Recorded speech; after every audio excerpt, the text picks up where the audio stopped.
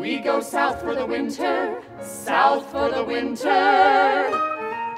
But we're back, it's almost spring. It's the story of A Year with Frog and Toad, a delightful tale about two best friends and their adventures throughout the year. I'd like to sing a little ode about my good friend Toad. With its cheerful songs and heartwarming dialogue, this children's theater musical captures the imaginations of its young audience members.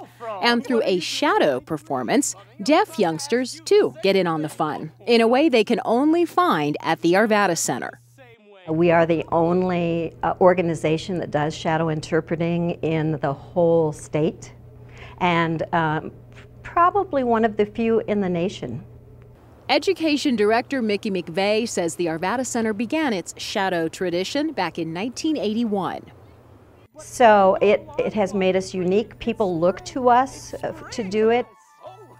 Now students from as far away as Wyoming look forward to the performances.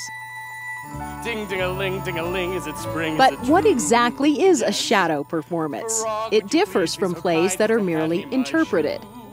In most cases, when you see interpreters interpreting a performance, they'll be standing off to the side. And to get the language and then refocus on the action and going back and forth, you miss a lot. You either miss language or you miss the action that's going on the stage. With shadowing, the interpreters stand next to the actor they portray, so the language is right next to the action. When the interpreters are on stage with them, you see the actors and the interpreters together, so it's a lot easier to follow the actors, what they're doing, and you only have to look in one place, and so it's a lot better. While deaf audiences look forward to the performances, shadow performers say they are passionate about what they do. They begin preparing months before the performance, with weekly meetings in which they begin to interpret the play to American Sign Language. We work off a videotape, and so everybody has to do their own work on their own time. And for everyone, it's kind of an individual thing, but many hours go into it. Boyle is a full-time interpreter who got the bug for shadowing in 1989 when she took a workshop at the Arvada Center. She's done more than 25 shows and plays a chorus role in A Year with Frog and Toad. She's also co-directing the shadow performance. I'm trying to decide where to put you because it's such a tight squeeze there. I know, on the other side too. Is the other side? And we're signing when they're walking forward, so I don't know if you might come through here. That's what I was going to say. We might have better luck getting in between the actors. And then counter. That piece. As time progresses, they begin to add movement and develop their characters.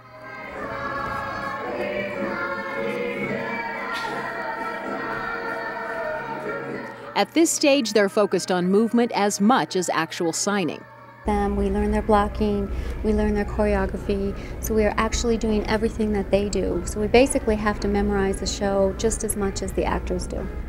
But shadow interpreters will have only 2 opportunities to rehearse with the play's actors. I'm Matt, and I bird, mole, snail.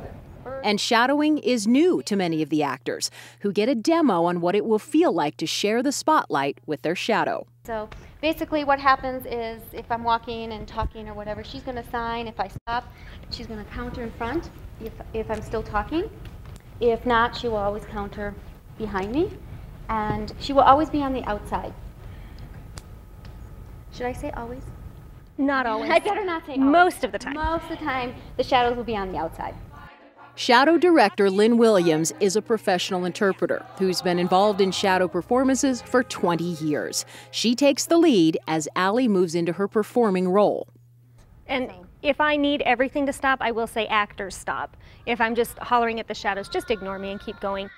Toad looks funny in a baby suit. Toad looks funny in a baby suit. It's a riot, where are you gonna go? Toad looks funny in a baby You can't. She's singing. I'm sure it's a When it comes to blocking, some scenes are more challenging than others. Allie? Hello, Toad. Hello, Frog. What are you doing in my dream? Funny, I was about to ask you the same thing. I really respect and admire the people who do this and who take the time to learn not only how to interpret the show, but the hours of watching video and learning the choreography and learning the blocking and moving with us. That's really ugly. That so doesn't work for us. You guys can't come out and do that because you're totally, completely... Could one person follow them and do it? Actually, well, maybe both of you can follow them, one on that side and one on this side. And what'll end up happening is as they're traveling up and down, whomever is in front will take the language and the other one will just be kind of here. And that way you're never stuck in front or behind. Gently gliding down the hill. Good. And now you stop.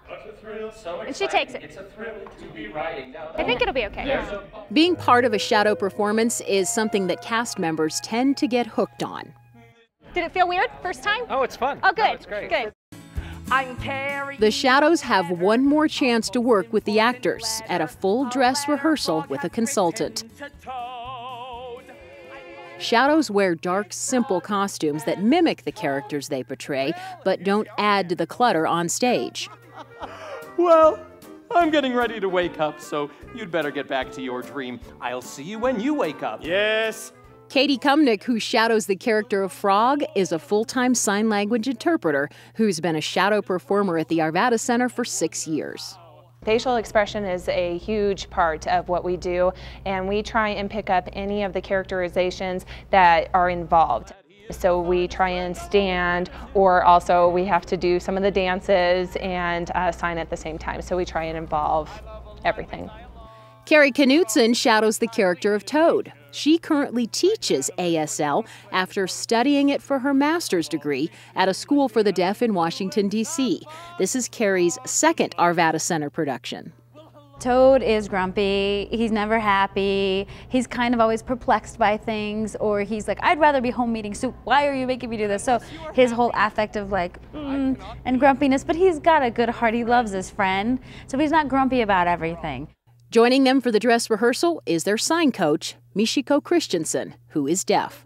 So her role is kind of to say, yes, this makes sense, or no, this doesn't make sense, I don't understand what this is, so that before we actually do the show live, it will make sense. Different bird song, it was all over the place.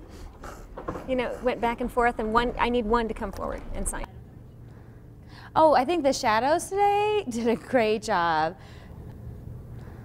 I think it's important to have children to go to see what a play looks like and provide for a deaf person, provide for the deaf children a show that they can watch. And as dozens of students from the Rocky Mountain Deaf School settle in for a performance, all the effort pays off. Ding-ding-a-ling, is it spring, is it true? Yes.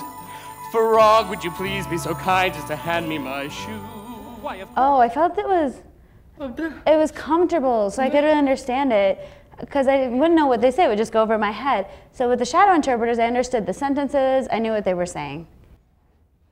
Because they were talking, you could interpret, and they could see the signs, and I could understand it better. It was nice to see the students say, oh, I know that book, that's the same book that we have, and it's the play now, and we were discussing how the book relates to the play. Oh my gosh, it's definitely important for myself as a deaf person. If there was no interpreter, I would feel lost. Same with my students and with Justice. What's happening? It would go right over our heads. We'd just be sitting there. We would miss the whole point of the play. But because of interpreters, they provide access, and we feel we can participate. But shadow performances go beyond benefiting deaf audiences. Many teachers bring their non-deaf students as a means of broadening their experiences and their exposure to the arts. Our goal is to make the arts accessible to all. The Arvada Center is really committed to doing a quality job. So whoever it takes, we all are on that front line, especially the day of the event.